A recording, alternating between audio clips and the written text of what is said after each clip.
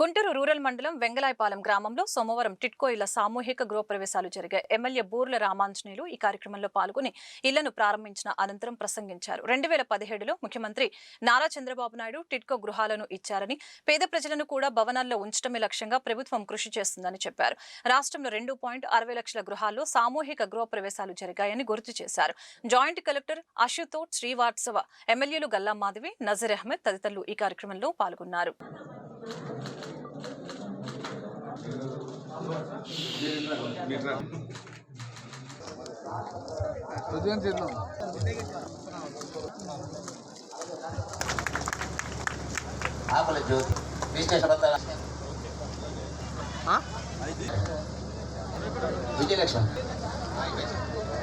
నాకు ఇల్లు శాంక్షన్ అయింది. చాలా ధన్యవాదాలు. నమస్కారం. ప్రభుత్వానికి నమస్కారం. మాకు నూతన గృహం వచ్చింది. ఇవాళ గృహప్రవేశానికి సిద్ధంగా ఉన్నాము. పట్టాలు తీసుకోవడానికి ఇక్కడికి వచ్చాము. చంద్రబాబు నాయుడు గారికి ధన్యవాదములు.